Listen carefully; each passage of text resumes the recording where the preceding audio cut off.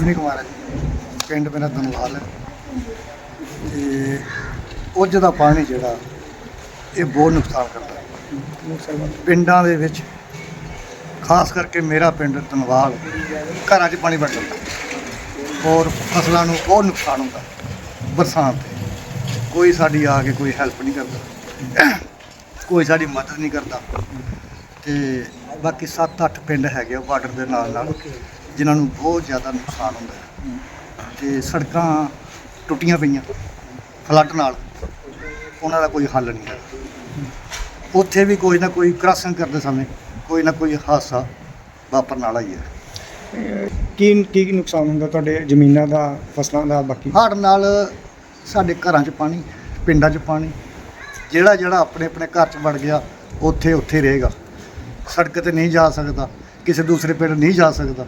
ਅਤੇ ਫਸਲਾਂ ਜਿਹੜੀਆਂ ਨੇ ਉਹ ਪਾਣੀ ਨਾਲ, ਮਿੱਟੀ ਨਾਲ ਦੱਬੀ ਜਾਂਦੀਆਂ ਨੇ। ਪਿਛਲੀ ਵਾਰੀ ਅਸੀਂ ਦੇਖਿਆ ਸੀਗਾ ਸਾਰਿਆਂ ਨੂੰ ITI ਜਿਹੜੀ ਹੈਗੀ ਆ ਬਮਿਆਲ ਵਾਲੀ, ਉੱਥੇ ਰੱਖਿਆ ਹੋਇਆ ਸੀਗਾ। ਉਹ ਜਿਹੜੇ ITI 'ਚ ਬੈਠੇ ਸੀ ਨਾ, ਉਹ ਇੱਧਰ ਦੇ ਜਿਹੜੇ ਨਾ ਗੁੱਜਰ ਲੋਕ ਜਿਹੜੇ ਹੈਗੇ ਆ ਉਹ ਸੀ ਉੱਥੇ।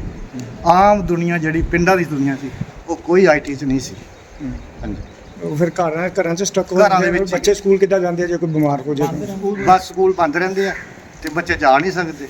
ਅਤੇ ਬਾਕੀ ਜਿਹੜਾ ਹੜ੍ਹ ਦਾ ਪਾਣੀ ਘਰਾਂ ਦੇ ਵਿੱਚ ਵੜਦਾ ਆ, ਉਹ ਲੋਕ ਸਾਫ਼ ਸਫਾਈ ਉਹੀ ਕਰਦੇ ਆ। ਬੈੱਡ ਖਰਾਬ ਹੋ ਜਾਂਦੇ ਆ, ਦਾਣਾ ਫੱਕਾ ਖਰਾਬ ਹੋ ਜਾਂਦਾ, ਬਹੁਤ ਮੁਸ਼ਕਿਲ ਹੈਗੀ।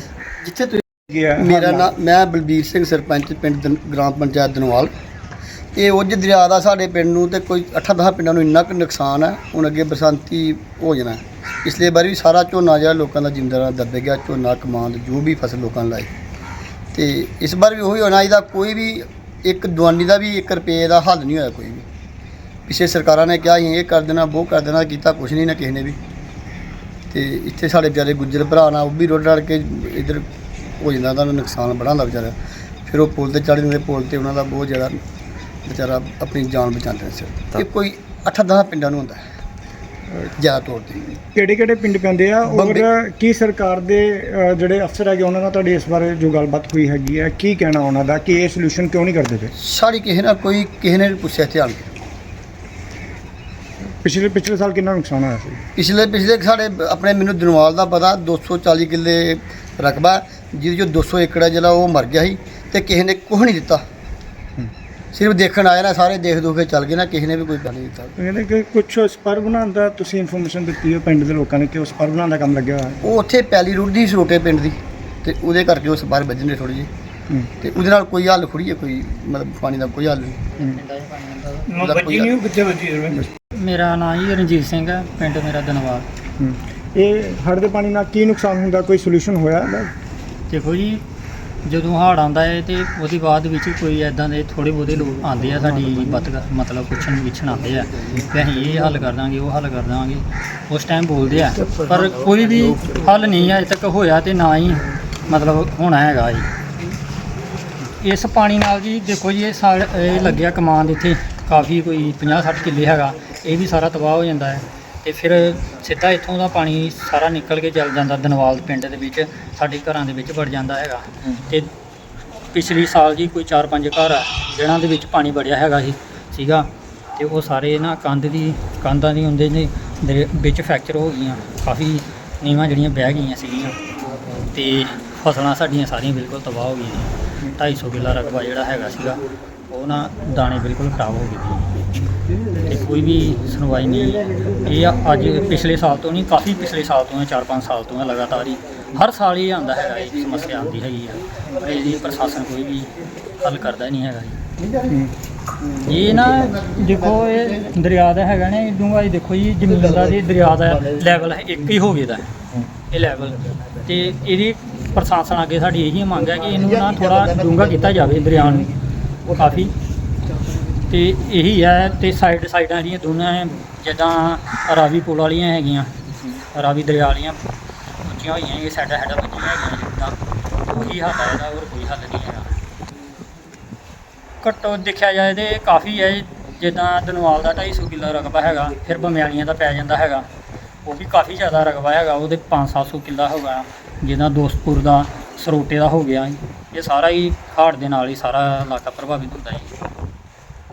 इस बार क्या प्रशासन कर रहा है इस बारे में कि उज्ज जो है वो गांव में ज़मीनों का, फसलों का, लोगों का नुकसान ना करे? जो हमारा बमियाल वाला एरिया है, नरोट वाला एरिया है, वो थोड़ा सा फ्लड प्रोन रहता है because of the geographical placement.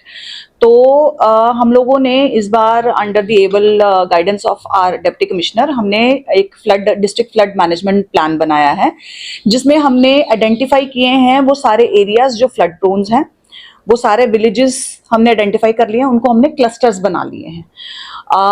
और उन जो रिवर्स के ऊपर जिस रिवर्स की वजह से, जैसे उज हो गया, चक्की हो गया, उनकी वजह से जो फ्लड आता है, हमने वो पॉइंट्स भी आइडेंटिफाई किए हैं कि जहां पे पिछली बार भी जो फ्लड आया था, और कौन कौन से पॉइंट्स हैं जो हमारे वीक पॉइंट्स हैं, उनकी स्ट्रेंथनिंग चल रही है। जैसे आपने देखा भी होगा, अगर आपने विजिट किया है तो स्ट्रेंथनिंग वर्क्स चल रहे हैं हमारे। जो ड्रेन्स हैं उनकी सफाई चल रही है ड्रेनेज डिपार्टमेंट की तरफ से, उनको डीसी साहब ने भी हदायत दी थी, और अभी हमारी लास्ट मीटिंग में भी उनको फिर से इंस्ट्रक्शंस दी गई हैं, तो वो काम भी ड्रेनेज की सफाई का अच्छे से चल रहा है। हमारा जो शहर का एरिया है कॉरपोरेशन का, उसमें भी कमिश्नर कॉरपोरेशन जो कि हमारे एडीसी साहब भी हैं, उनकी तरफ से जो है प्रोएक्टिवली काम किया जा रहा है। जो ड्रेन्स हैं उनकी भी सफाई हो रही है। बाकी जो फ्लड प्रोन एरिया है उसको हमने जो ऑलमोस्ट हमारे 40 विलेजेस हैं, 40 ऑड विलेजेस, जिनको हमने क्लस्टर्स में डिवाइड किया है। हर क्लस्टर के ऊपर एक नोडल ऑफिसर क्लस्टर इंचार्ज लगाया गया है और एक टीम बनी है। जैसे मोस्टली बीडीपीओज हमारे क्लस्टर इंचार्जेस हैं, तो अगर एक बीडीपीओ है जिसके पास 8 विलेजेस का एक क्लस्टर है, तो उसके साथ उसका पंचायत सेक्रेटरी होगा, हमारा पटवारी होगा, एसएचओ होगा, और बाकी की उसकी टीम होगी। इसके साथ ही जो विलेज डिफेंस कमेटीज हमने बनाई हुई हैं, जो हमारी बॉर्डर सुरक्षा में हमारी हेल्प करती हैं, और हमारी basically they are eyes on the ground, और पिछली बार भी उन्होंने फ्लड्स में हमारा बहुत साथ दिया था। हमने उनको भी रोप इन किया है। हमारे क्लस्टर हेड्स ने पिछले वीक में अपने हर एक विलेज को विजिट किया है, जिसकी फोटोज भी वो हमारे साथ शेयर करते हैं, और उसमें उन्होंने एक्टिवली विलेज डिफेंस कमेटीज को भी इन्वॉल्व किया है। अब इन क्लस्टर्स का काम ये है कि they will be our first response team. हर एक डिपार्टमेंट जो है उसको उसमें लोगों को आइडेंटिफाई कर लिया गया है। हर डिपार्टमेंट ने क्या काम करना है वो हम ईयर मार्क कर चुके हैं, उनको हम ब्रीफिंग दे चुके हैं कि in case of any eventuality, in case of any floods, कौन सा डिपार्टमेंट क्या काम करेगा। हमने एम्पल अमाउंट में जो सैंड बैग्स है वो भरवा के अलग अलग लोकेशंस पे रख दिए हैं, सो दैट कि अगर कहीं पे जरूरत पड़ती है तो मोबिलाइजेशन ईजी हो। अगर हम सब कुछ हेडक्वार्टर पे रख के बैठ जाएंगे तो एट द 11th आवर यहाँ से मूवमेंट मुश्किल है। तो हमने ऑलरेडी जो फ्लड प्रोन एरियाज है वहां पे ये सारे इंतजाम जो हैं वो कर दिए हैं। इसके साथ ही डीसी साहब की तरफ से जो है वो एक डिजास्टर मैनेजमेंट किट भी दी गई है। जैसे आपको याद होगा कि 2 साल पहले, पिछले साल भी हमने आपदा मित्रा की जो ट्रेनिंग्स कराई थी, तो जो वॉलंटियर्स उसमें आए थे उनको भी हमने 3-4 दिन पहले जो है वो ये डिजास्टर मैनेजमेंट किट्स जो हैं वो प्रोवाइड की हैं।